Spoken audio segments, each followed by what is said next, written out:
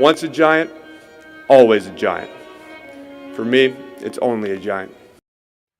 What's going on YouTube? Diggy546. Definitely hit that subscribe button if you're new. Like the video if you like the video. And I won't tell if you click that bell. But let's go ahead and get into this. Alright, so it's been a while. And first off, you see the background again. I have no idea where my last background went. It completely disappeared out of OBS. Can't find the picture. I'm going to have to re-import it. But for now, we got Bill's Dable. We got Shane on the other side with his Giants tag. But bear with me here.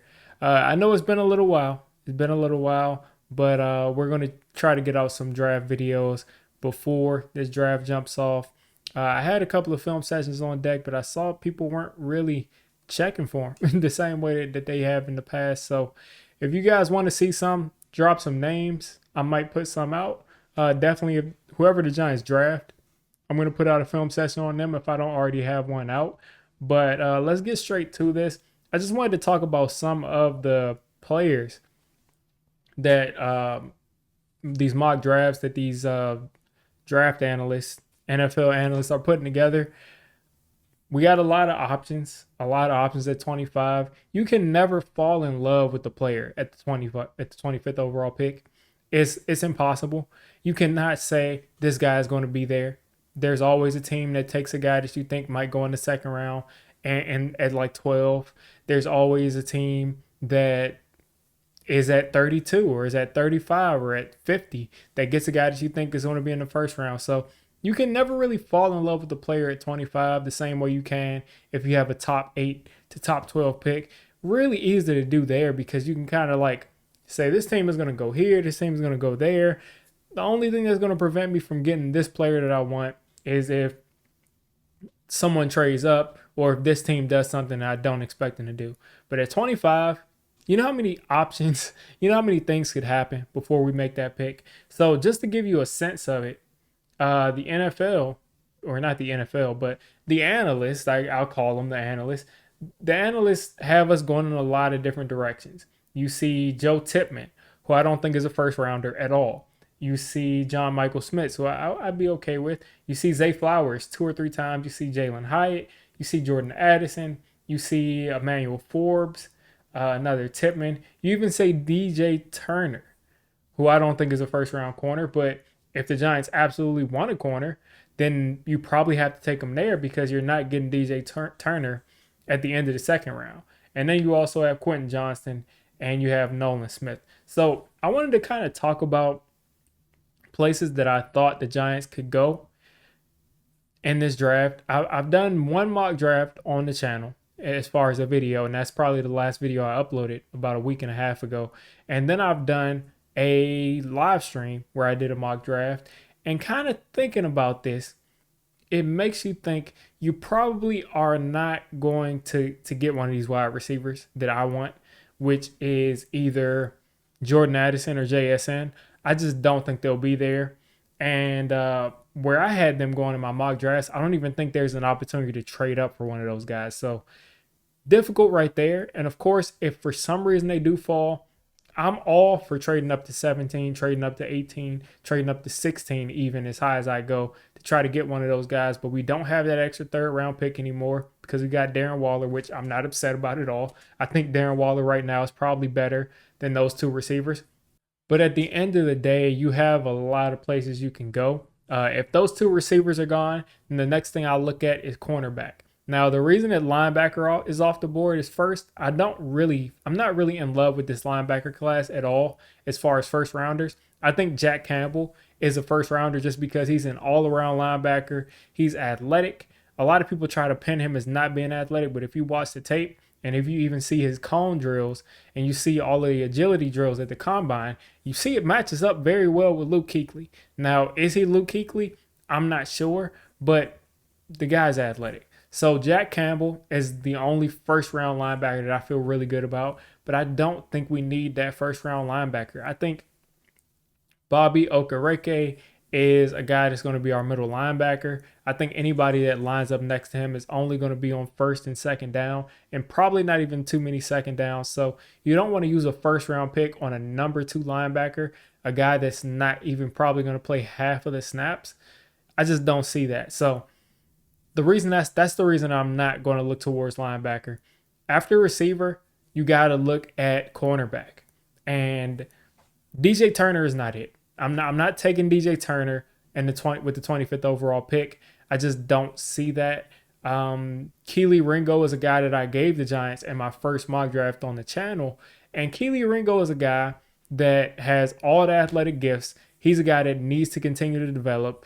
The Georgia coaches say that he's continuing to get better every time he steps out there, so he's coachable. They say he's coachable. They say he's not hard-headed. So with his physical tools, he could be a star player. He could be a star cornerback. So I wouldn't lean towards wanting to take him first, but I wouldn't be mad if the Giants took him, because I would understand that we have one of the better DB coaches in Jerome Henderson. We have Wink Martindale. We have a good defensive line. We got Adoree Jackson, a vet corner. I do think that we can afford to, season him in there a little bit and try to develop this guy, because he can be a star player. And that's Ringo right there for you. But beyond Ringo, right above him, I have these two in the same category, and that's Joey Porter Jr. and Deonte Banks. And those two, for me, are in the same category behind, in my opinion, behind Cam Smith, behind Witherspoon, and behind Gonzalez. So those two, I don't think Joey Porter is going to be there, just because the consensus is that Joey Porter is a top 17 pick, and he's a cornerback, and he's got the pedigree. So that's the consensus on him. So I don't see him being there.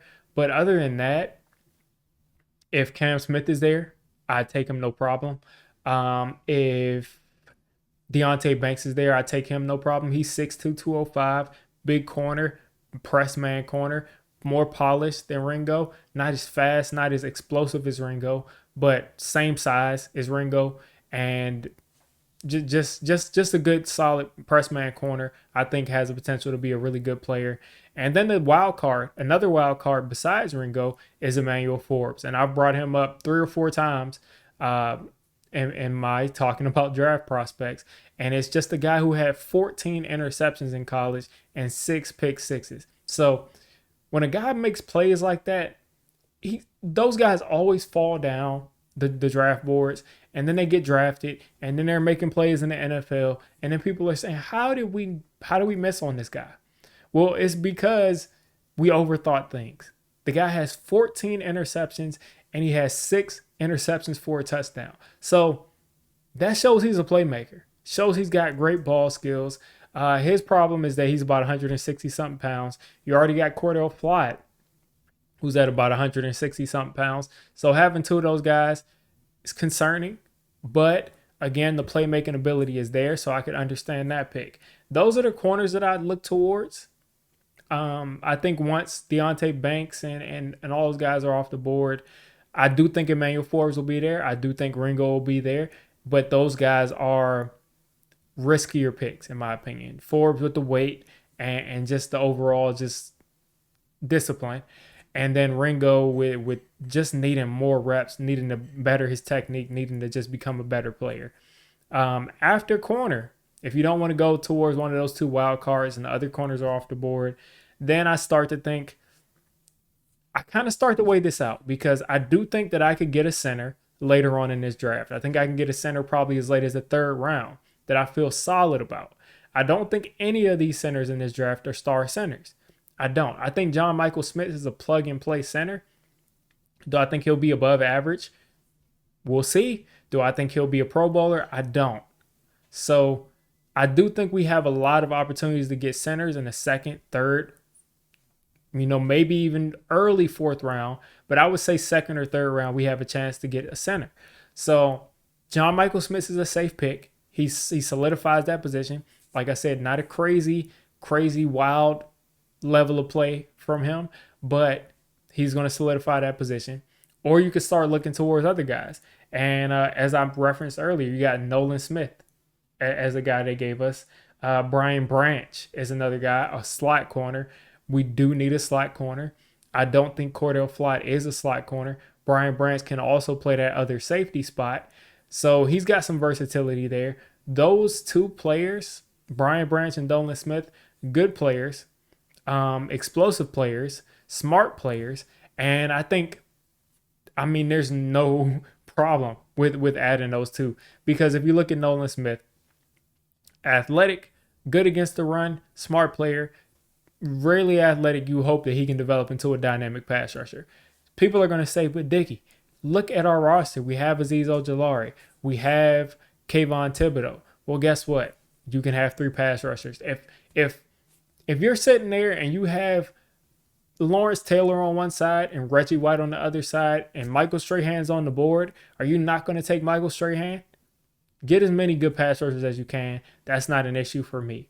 Brian Branch, again, he can play safety. We just lost Julian Love. He can play corner. So those 2 positions, important positions, and I think we need some help there because I think we have a ton of corners that probably can play opposite of Adoree Jackson if we needed them to. But I don't think we have a corner where I'm like, this guy is going to do great in the slot. So those are a couple of options that I'm looking at right now. For me, it goes wide receiver, corner, and then kind of a wild card, offensive line, edge, depending on who's there. If for some reason Jalen Carter is there, you push everything aside and you take Jalen Carter because for some reason he fell. You take him. I'm still mad at the Giants. When another player fell, we didn't take Laramie Tunsil. I really wish we would have taken Laramie Tunsil when he fell because that was no problem. He hasn't had any off the field issues. So take Jalen Carter if he's there. I wouldn't be upset also if we took Kalijah Kancey, and I think he will be there. Maybe he won't, but I think he will. So we have a ton of options at 25. My dream is still getting one of those top 2 wide receivers, but I just don't see it happening. But you guys let me know what you think is going to happen at 25, who you're looking at. Again, you cannot really fall in love with 1 or 2 players here. It's just you're gonna break your heart every time. You made it this deep into the video. Come on, just hit the subscribe button. I make Giants content primarily, draft content secondarily, and during the season, I'm going to be doing a lot of reacting to pretty much most of the NFL games and everything NFL. So if you made it this deep, go ahead and join the D6 squad.